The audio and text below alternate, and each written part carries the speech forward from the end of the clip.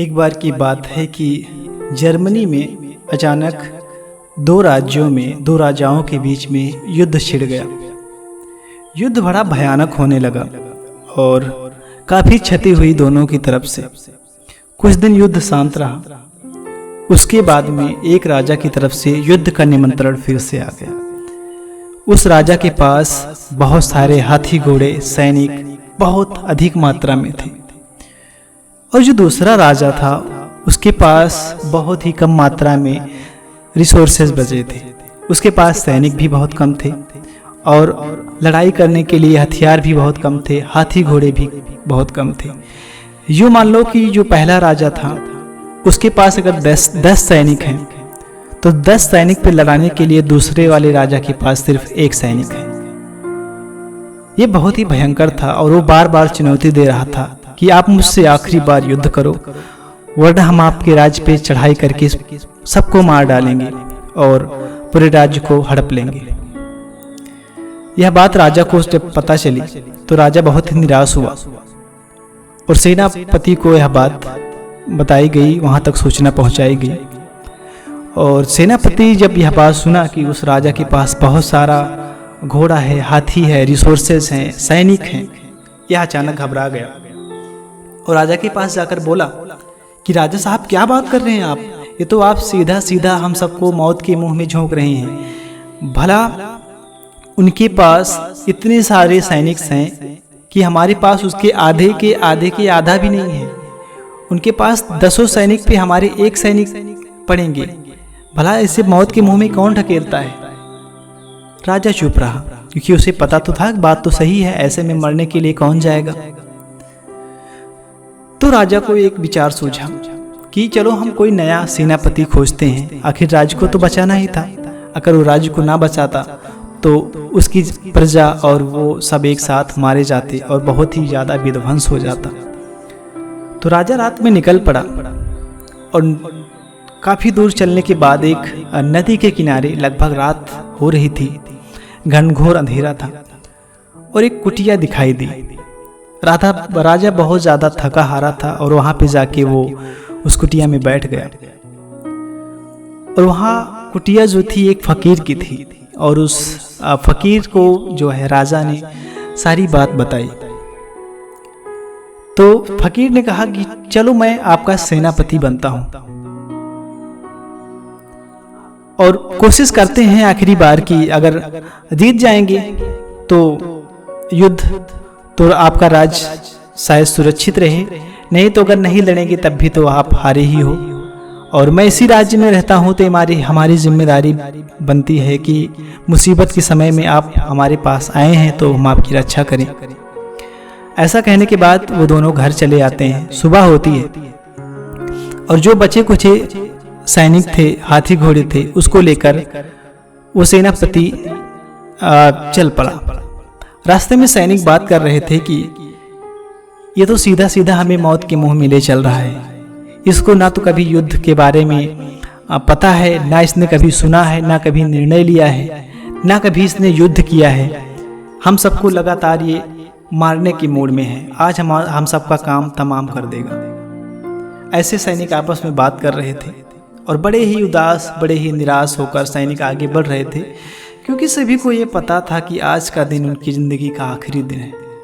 वो फिर दोबारा शायद लौटकर घर आए या ना आए, अपनी बीवी बच्चों को, अपने माता पिता से मिले या ना मिले, उनको पूर्ण रूप से कन्फर्म था। वो पूर्ण रूप से निराशा से आगे बढ़ रहे थे। यह देखकर उस फकीर के मन में एक उपाय सूझा। जब वह चल रहा था तो थोड़ी दूर चलने के बाद एक पहाड़ी पर एक मंदिर दिखाई दिया। उसने सभी सैनिकों को उसके पास, मंदिर के पास ले गया और कहा, देखो आप लोग भी जानते हो कि जहां हम लड़ने चल रहे हैं वहां पे सैनिक बहुत ज़्यादा हैं, हाथी घोड़े बहुत ज़्यादा हैं। शायद आज हम सबका आखिरी दिन हो। तो अगर आखिरी दिन ही है तो चलो एक बार भगवान से पूछ लेते हैं। अगर वो कहते हैं कि युद्ध में जाओ तो चलते हैं, नहीं तो फिर हम लोग वापस चलेंगे।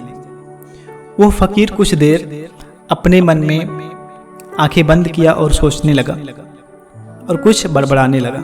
सैनिक बगल खड़े थे। और वो फकीर था तो सैनिक उसकी बात पे विश्वास करते थे कि शायद भगवान के बारे में बहुत जानता है, शायद भगवान से बात करता हो।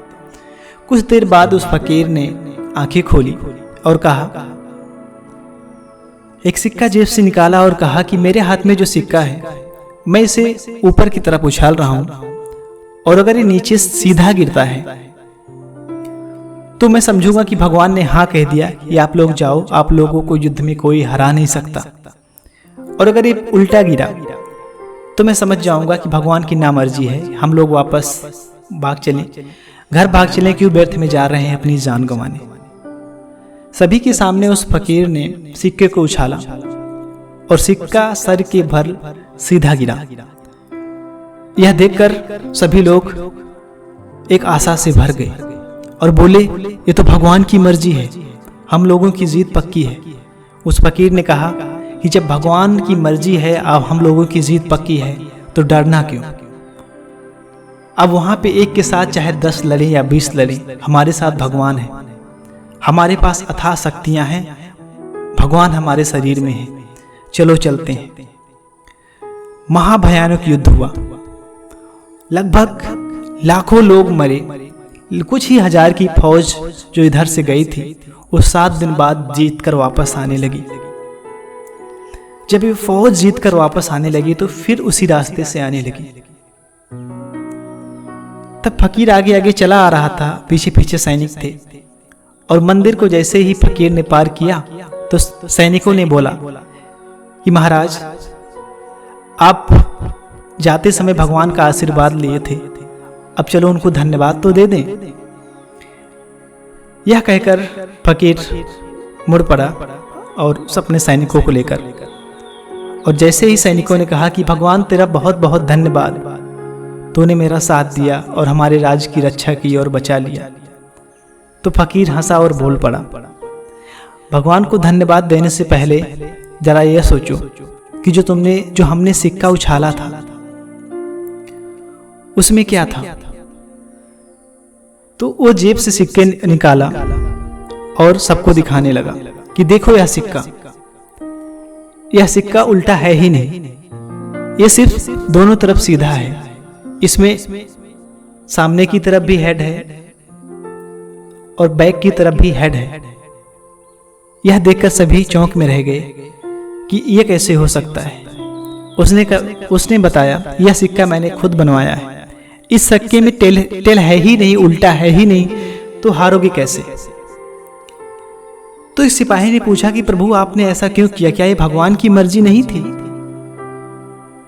तो फकीर ने कहा कि सारे काम तो भगवान की मर्जी से ही होते हैं, लेकिन जब मैंने आप लोगों का चेहरा देखा था बिल्कुल उदासी से भरा हुआ, तो मेरे दिमाग में एक तरकीब सूझा कि आप लोगों के मन में आशा जगाया जाए।